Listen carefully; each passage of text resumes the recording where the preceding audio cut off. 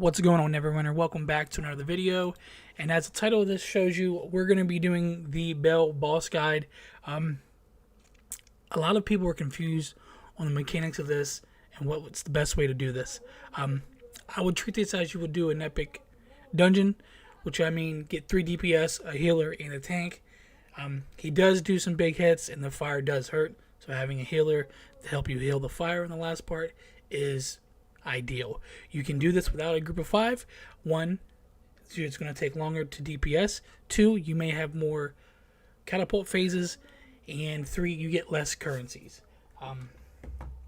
For a completion, a single completion, you get 5 infernal secrets for just having one person. And you get additional secret for each person you have in your group. So you can get a total of 9 secrets per run if you have a full group of 5. So ideally you want to run with a full group, especially since it's new, just to get those currencies out of the way. So I'm not going to go over how to spawn this. It's pretty self-explanatory of how to spawn Bell. So once you're in here, he's going to be in the middle with 4 catapults, kind of like the siege event. The first phase is going to be DPS phase. If your DPS is good, you should only have to do 1 catapult phase. But if it's mediocre, then you're probably gonna have to do 2. So the first part, pop your buffs, do your single target, and he's going to be phased, and then that starts the catapult phase. We'll talk about that when we get there. Also, it helps to have ranged DPS for the third part, but again, that's not needed. It's the ideal situation. Obviously, I'm a barb, so here we are 2.5 bars, almost 3. The fire does hurt, and his big swings will hurt you as well. So again, let the tank do his job, tank him. I'm going to leave another small clip at the very end of this, going over the fire phase, because there's 2 phases when you do the first DPS. There's a catapult, and then everyone else is managing the fire. So at this point, someone's going to spawn a blue fireball above their forehead. You're going to search left, right, middle, and back for the highlighted area of cannonballs.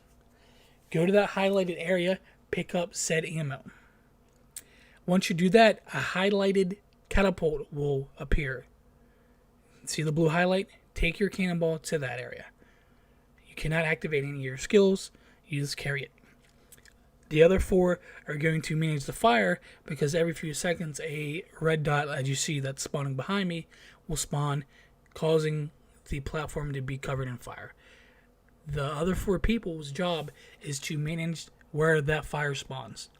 If you're in a party, let the party know that you're about to activate the cannon so they can run towards the DPS phase, because he's going to drop down on his knees and he's going to take a significant amount of damage, more than when he's standing upright.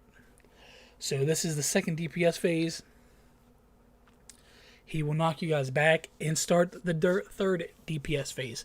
This again, if your DPS is pretty good, you're going to skip the second cannonball phase. So again, as soon as he comes up, all your single target buffs, debuffs, what you're going to do is you're going to melt him down to 3 bars. And then he's going to go into a little dialogue phase, and he's going to say, this has gone enough, and I'm about to kill everybody. A few seconds of immunity, and then that's when another DPS phase. If you still have debuff artifacts or mount bonuses, pop them here. This is where it gets a little choppy, because you're going to have fire spawning everywhere. Me personally, I like the tank to do a hard pull, which is pull him completely out of the fire. That way we can get a good chunk of DPS in here.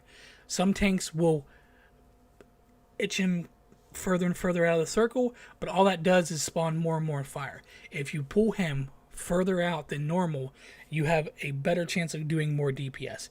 And as you see here, I run in here to try to get some couple licks in, because I do have a health stone, because I don't have the range. Again, I will go over the second part in between phases of the cannonball for the other half towards the end of this video. So having range here is going to be beneficial. Again, if you are a trickster rogue or a barb, you're going to struggle here, because the platform will turn into fires. the fires will go away, but they don't go away fast enough to where you can get in there and do chunks of damage. So again, if you guys have single target, close range DPS, you will struggle here a little bit. I res right there just to get out of the fire. And you basically want to just keep dragging them. Again, me personally, I like the tank to do the hard pull to the outside so you can get some licks in. This is a completion. You get one of the Infernal Secrets for each extra teammate you have in here. A little bit of AD, and there's a scoreboard. Again, we're going to cut to another segment so I can show you guys how to manage the fire. And obviously it works a lot better if you guys are in a party, but if you're not, then do this technique and you guys won't have a problem managing the fire in between catapult phases. So I'll show you the clip that I have up for you. Alright, so this clip is what you're doing in between catapults if you don't have the ball. So you want to spawn the fire back close to the back wall, and what you want to do is you want to overlap the red circles. That way you're covering less area with fire. So as you see here, I am slowly overlapping each circle. That way it's covering not as much area. Once the cannonball is shot to Bell, he will go through his phase and you'll DPS him.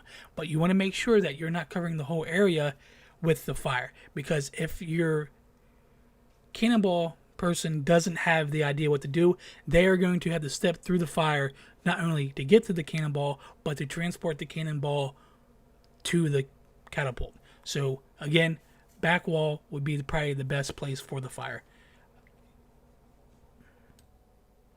If this video has helped you, let me know by liking the video, and if you're new to the channel, subscribe, turn notifications on, and I will bring you some more content for not only mod 18 but for mod 19 and further on. Guys, again, thanks for the support, and I'll catch you later. Peace.